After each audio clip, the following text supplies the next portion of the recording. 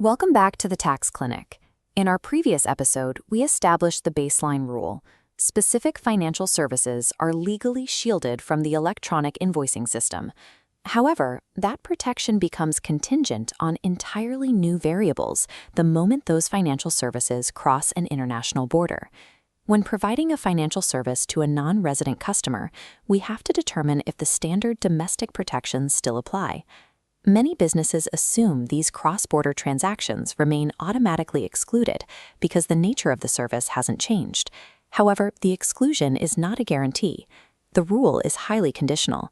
Applying domestic assumptions to international clients overlooks the specific legal triggers that dictate whether a transaction enters the electronic invoicing system. Ministerial Decision Number 243 of 2025 serves as the governing authority for these exclusions. This chart maps the first protected legal pathway, financial services explicitly classified as VAT exempt. The second pathway covers financial services subject to the zero rate under Article 42 of the Executive Regulation. Transactions meeting either condition remain outside the electronic invoicing system.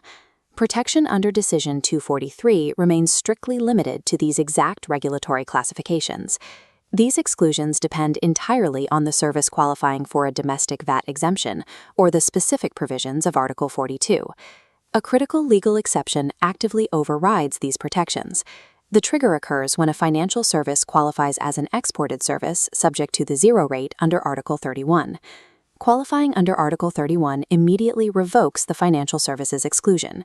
The law mandates exported services back into the electronic invoicing system.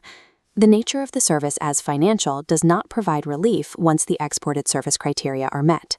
Cross-border services under Article 31 function as standard taxable exports, stripping away the invoicing exclusions available to domestic financial services.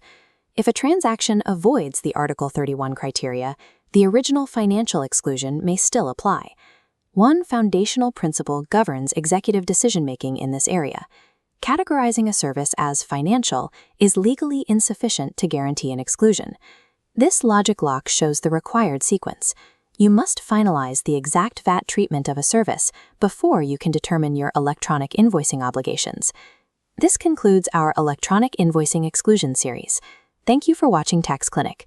We translate dense tax legislation into actionable business strategy.